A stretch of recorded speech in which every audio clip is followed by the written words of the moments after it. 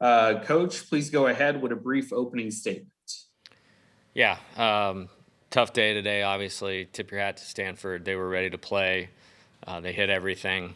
And, 24 hours or, 36 hours a disappointment here is not going to change the accomplishments of our team. I'm very proud of them.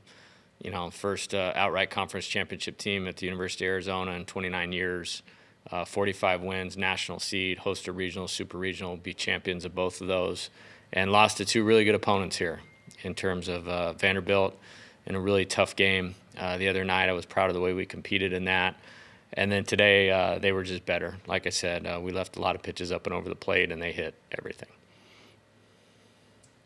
Thank you, Coach. Now we'll go to questions. First, we'll start with Michael. Please state your name and affiliation. Yes, Michael Lev with the Arizona Daily Star. Jay, what was the gist of your message to the team in the dugout after the game? Yeah, we're going to wrap up here when we get back to the hotel to do that justice. The NCAA wants you to move along out of respect for the teams coming in, so there wasn't really enough time to do that and adequately do that. So we'll go back to the hotel and talk about some things. And I'll keep most of that between us, but it's just I'm really proud of them. I really believed we could be here. I believed we could be a championship team, and we were. And again, it's one thing to think you have that, talk about doing it, say you're going to do it, and actually go out and do it. And I'm really proud of these guys.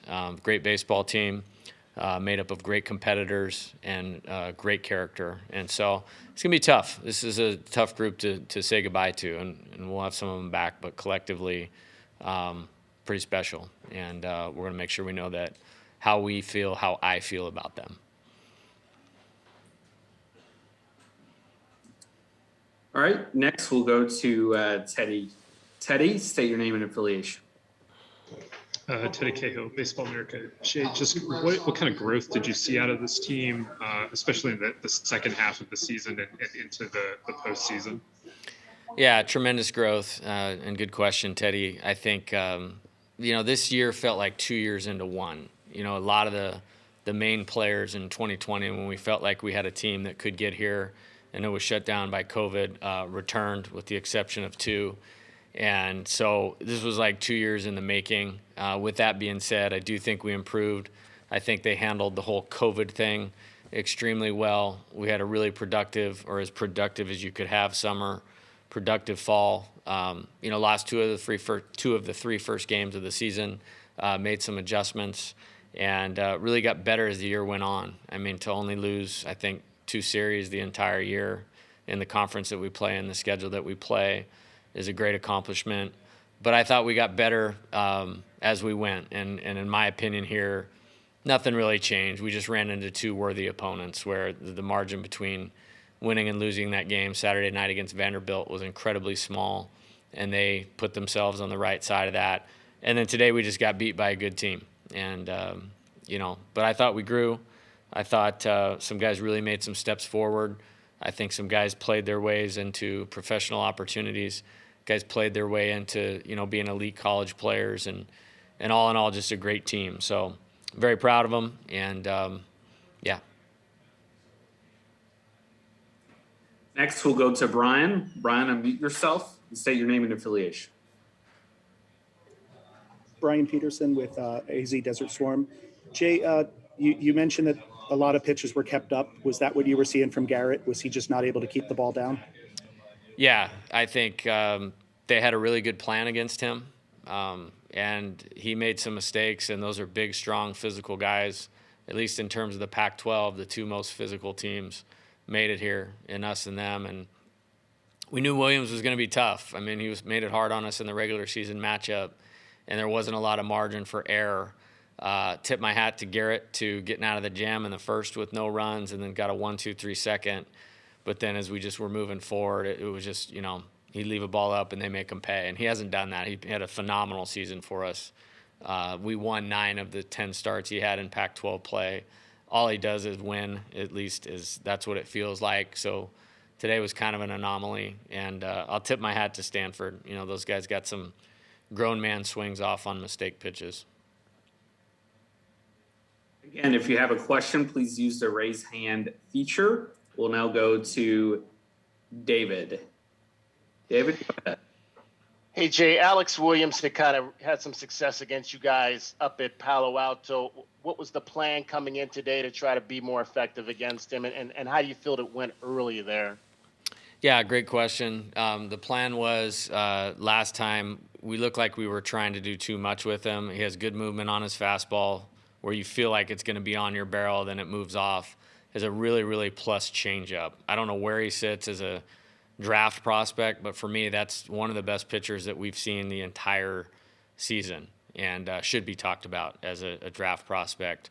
But it was really staying on the ball, really hitting the ball where it was pitched, because if you try to do too much, that's where he's going to beat you with his run on his fastball and then softening you up with the changeup. And we hit too many fly balls early in the game. It was very abnormal, out of character, and I don't know if that was just that he had some ride and it was getting underneath, or guys, didn't stay in plan. I'll have to look at that a little bit closer.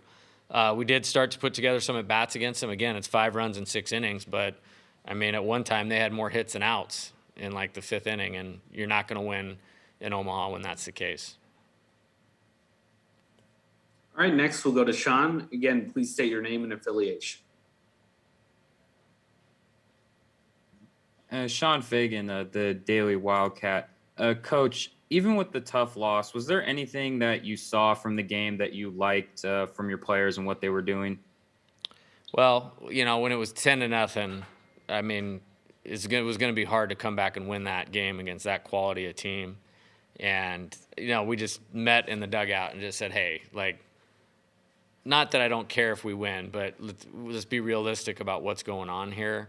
There's no way a group of this good a character that are this good of competitors is going to go out like this. And then we immediately scored 2 and then scored 3, and it was 10-5. And so now you're thinking with our offense, the daytime, if we can get some zeros up, we might have a chance to claw back in it. So I was really proud of them for that. We just couldn't keep them off the board in the ballpark, off the barrel of the bat, and it made it really difficult to get any solid momentum and coming back. Again, use the raise hand function if you have a question. We'll now go to Michael. Chandler Murphy had excelled in exactly the type of situation you brought him into today many times this season. What was kind of missing from his arsenal today, do you think? Yeah, I think he got a lot of the plate with his pitches, and they were right at the mid-thigh or the belt.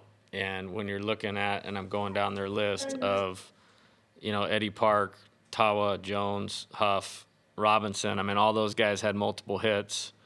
Drew Bowser had 3 hits. Adam Crampton had 2 hits, and Tommy Troy hit one into orbit. So I just think we missed over the plate too much, and I'd have to go back and watch it to say.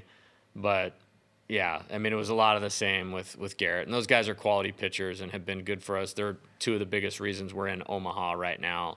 But they made mistakes, and Stanford was on it today.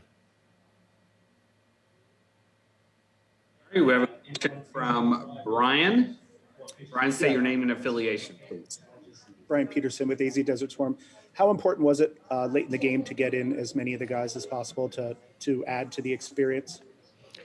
Well, all of them deserve it. I think we got all but one player in the game, and we just needed one more guy to get on base. We hit into a double play in the late innings. That kind of hurt that, but I love every one of these guys. This is a special team. Every single one of them, the 27 that are here, a lot of guys that aren't here, they've poured everything they had into our program. And going back to the last 15 games of 2019, the start of the COVID year and this year, they've been incredibly successful. And it speaks to the quality of players that we have, that they were, and the quality of people that they are and will continue to be. So I wanted to get as many of them as an opportunity as I could, and like I said, we fell one guy short, which I'm disappointed about that. But it wasn't my plan going in today to, hey, let's make sure we get everybody in the game. Unfortunately, the game turned out to be that way. All right, we'll have one more question. We'll go to Michael. Michael, go ahead. Yes, Michael Lev, Arizona Daily Star. What does it say about Dante that his, presumably last 2 at-bats as a Wildcat were, line drives that to the shortstop and second baseman? Yeah, it's well documented with you, Michael, how I feel about him. I mean, if there's a recruit, a young player at home and wants to play baseball at Arizona, look at number 23. And as a person, as a player, and they don't make them like that, very often. And I would assume, somebody's going to give them a professional opportunity. If people are paying attention, they should. I just kind of glanced up at the board and I saw a stat that he'd only swung and missed at 2 pitches that were over 93 miles an hour the entire season.